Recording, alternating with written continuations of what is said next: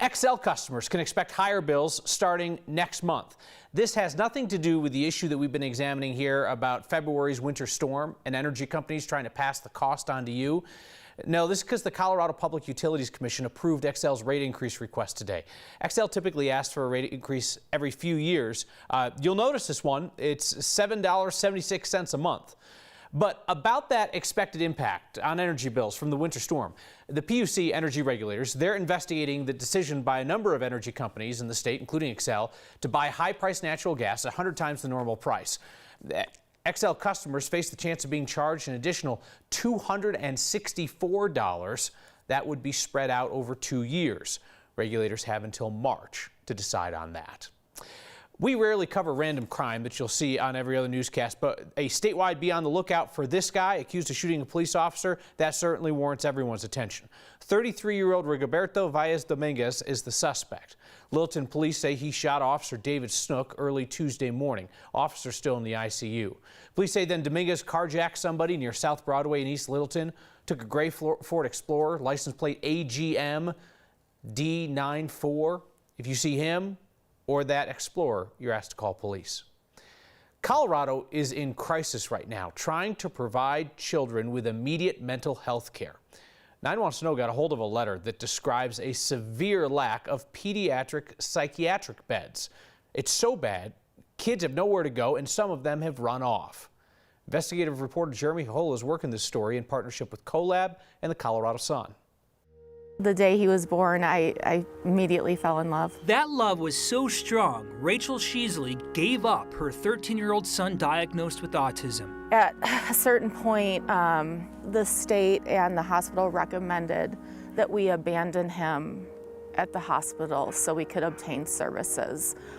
Psychiatric services for Colorado children were scarce then. So we had to make a horrible choice to abandon Nicholas at the hospital so we could keep him safe and the rest of our family safe. And services are even more scarce now as more kids need help. It's absolutely a crisis. In a letter obtained by 9 Wants to Know, child welfare officials blast the state for a severe lack of psychiatric beds. It's so bad, kids are sent out of state and stuck in emergency rooms or having to stay overnight in hotel rooms because there's nowhere to go. The state has no idea the barriers they've created for families like us. They have failed miserably to protect vulnerable human beings. The letter also says 69 foster children have recently run off. That could be a symptom of the fact that that child or youth is not receiving the treatment that they need. Lexi Kuznick is part of the group that wrote the letter. What happens if this problem is not solved, if it's not fixed? So one of the other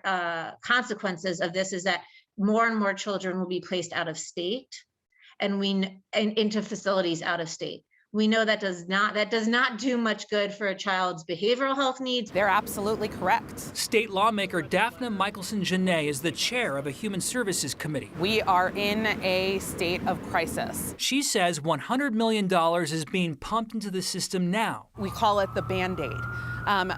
That money is still being put into play.